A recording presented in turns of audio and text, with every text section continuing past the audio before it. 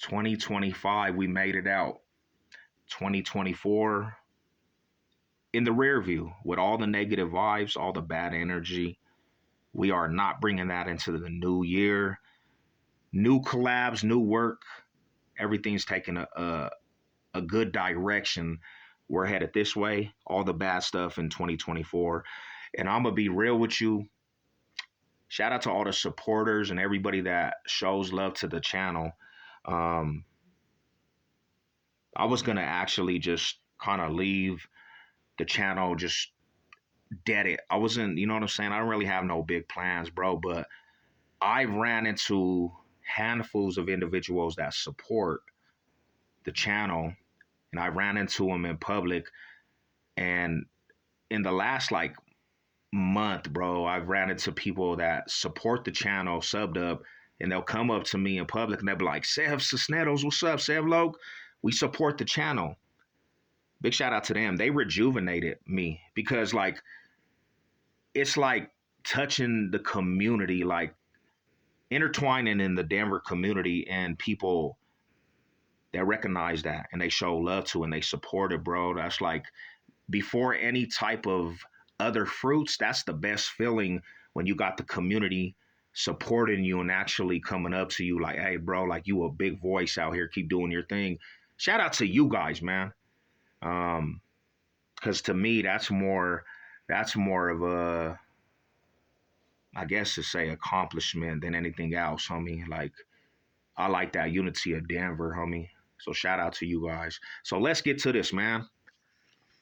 Like, comment, subscribe. You know where you at. Hit that notification bell, share all the beautiful things that come with it. Let's get to this politic, the story time, man. Before I start it, I am not promoting gang life, gang culture. I'm just telling a testimony, giving life experiences, shining some light on the Denver Metro. So with that being said, let's get to it. So I read a sad case about a situation that hadn't happened in Texas, right? These two groups of individuals, they decide to meet up at a park, and two youngsters, they're about to catch the heads up. Well, they go grouped up and they start fighting, and one of the little youngsters mixes the dude, right? Bink, bink, bink. And it turns into a group fight, right? It turns into something bigger than it has to be. Well, I don't know if after the fight, the dude that was fighting and his homies just stood there smoking, celebrating, whatever.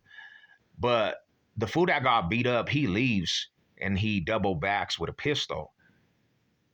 And he walks up and he just opens fire on this dude, right? Kills the dude. Wow.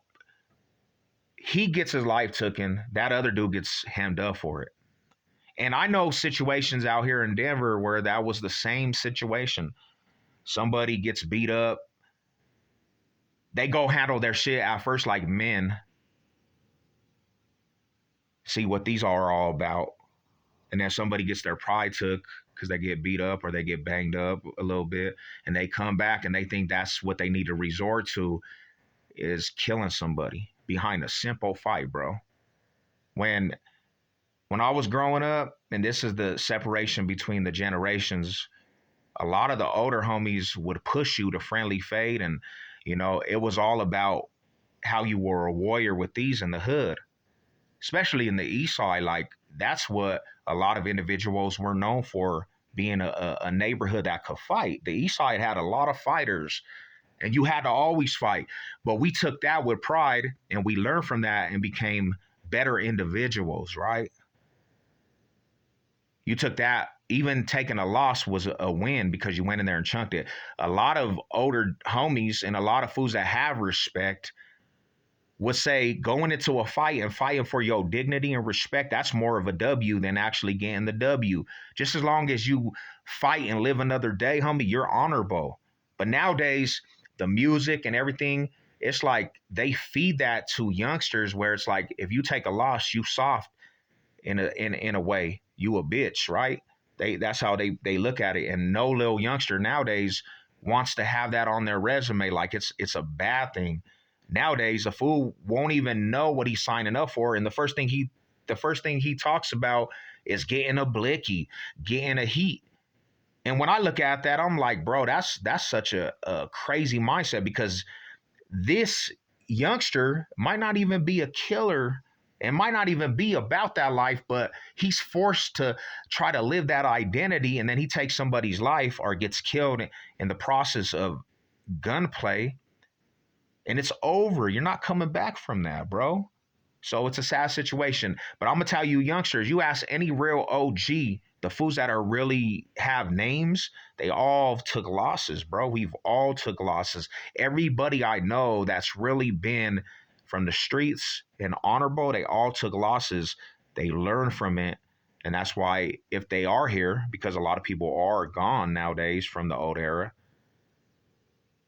that's what helped them survive in situations is learning from that and becoming an individual that learned from that and got better at his craft. But killing somebody behind a fight is ridiculous, bro. That's crazy. That's why nowadays, bro, I've kind of settled down because that's my whole aura is banging, homie, and fighting, right? That's what I do. But nowadays, I'm too old, first and foremost. But ain't nobody trying to get fade sessions. Hell no, fools will kill you quick. I've got so many pistols pulled on me. It's not even funny, bro. And I've got shots, so I already know fools are not playing. So it was a sad situation with that story, right? You got to teach better, bro. The OGs, the OGs that are still here, man, don't push, the drill and body and chipping fools off. Like, don't push that on the youngsters. Like, if you're gonna teach them how to squabble, teach them how to lock up. Like, put them in boxing or something. I'm gonna tell you about a situation when I took a loss, even in my later days before I went to the penitentiary. Right? We're gonna talk about it, bro, because all of us took losses, right? So at this time, um, I got an aura and cockiness about me because at this time, bro, it seemed like we were getting W's across the board. If you're saying divisional champions and you're saying streaks, we were the homies that were around me, including myself and everybody around me, getting W's, bro. There was like, I felt like we couldn't be seen. That's a scary mindset because you kind of get comfortable and don't realize life is serious, bro, and you can get your life took in any cost. So that mindset of kind of getting comfortable because we getting a lot of W's, um, it was not a good mindset to be out there on that. My energy was just, being aggressor because at that time it just started being, we pressing everything. We're being aggressors. It went from being on defense to being good on defense to now being the aggressors in every situation. Kind of like, I'm not even gonna lie, like some four extra type energy where you're tripping off everything, anything that look gang related that's not of you, you're tripping. So that's how I carry myself. And at that time, my mindset, if you weren't from where we from, or you stood against it, and that's not what you represented, you were pretty much considered an enemy. I didn't want to be friends. I didn't want peace.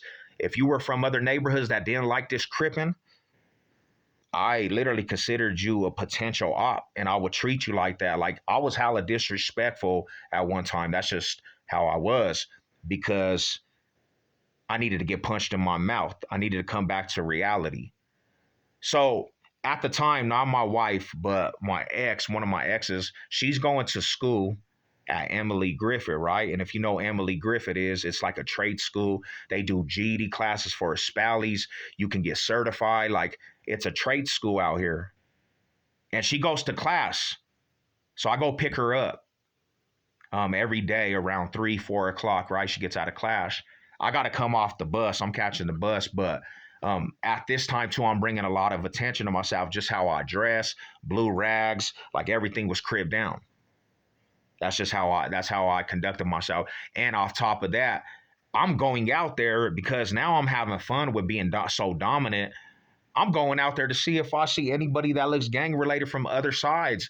I'm on their helmet. That's how I feel. Like my energy is like that, bro. It's like that's just how I love to conduct myself. Like I used to have a pride in gang banging, so I would love it. So I get off that bus and I'm kind of scoping enemy eye, like I'm trying to see if I see fools that look gang related off them buses on the bus lines, because you could catch people that look gang related off the bus line. So I get off the bus and you got to walk about like 3 blocks to the Emily Griffith.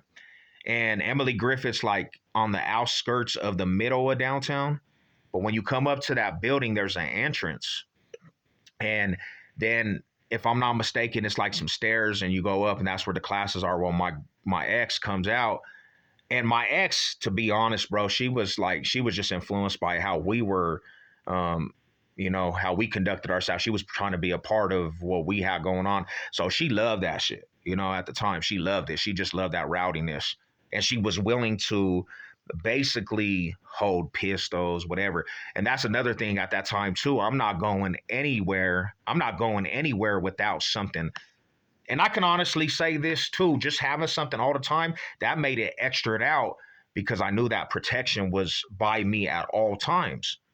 So we get to walk in and we're going towards 16th Street Mall. And if you're going from Emily Griffith to the 16th Street Mall, you're going to go east on that sidewalk and go towards the mall. While off in the distance, we're walking, I see some fool and he's walking up, and you could tell his aura's kind of on the same thing, aggressiveness. He got the gangbanging style, and he got the wrong color on. So I automatically know he's from somewhere, and we're walking and we kind of just like see each other and we walk. And now my attention is to go towards him because I want to see where homie's from. So he comes up and we're in the middle of the block right here. And as soon as we get like closer, I hit him up like, cuz, where you from? And no fabrication. This fool says, Mafias, what you want to do, blood? So off top, that just rings energy to me. I got the thing on me, so I give it to my girl, and he seen it, and he kind of gets happy. But I give it to him, and I could tell his whole expression at first. When he seen it, his eyes was like, oh. So I gave it to her. We get to squaring up, and I'm not even going to lie. Before I could even square up and realize that I was about to fight, this fool, he swung with the left, and he caught me with that right and put me on my pockets, homie. Like, he put me on my pockets fast. He didn't knock me out, but I folded. Like, I hit the ground, and I don't know if he hesitated to actually start giving me the boots because my girl had that thing on him, and he don't know in his mind, females out here are bust. But he kind of backs up, and I'm kind of dazed. Like, dang. I try to get back up, and I'm kind of dazed, and he hits me with one more. And then my wife, my girl, my ex, she's like, nah, nah, nah, nah. So then the security, they come out, and he takes off. And that shit brought me back to reality, because I'm like, wow, what just happened? Like, I was dazed, bro. And in that sense, that is a loss, because I didn't get one hit off of him. I just was so cocky. I didn't think about just taking off on him right away. I talked too much. I had talked too much, and he got the best of me, bro. But if any situation now, if I grew up, bro, I would have took that and just retired, because I'm like, bro, I just got folded by the red rag fool. What? But yeah, bro, it's crazy how to think. It's crazy how people think, and how them situations in the old era would make you think. You know what it is. Mall High salute. Cheers. 2025 salute to all the riders. Let's go.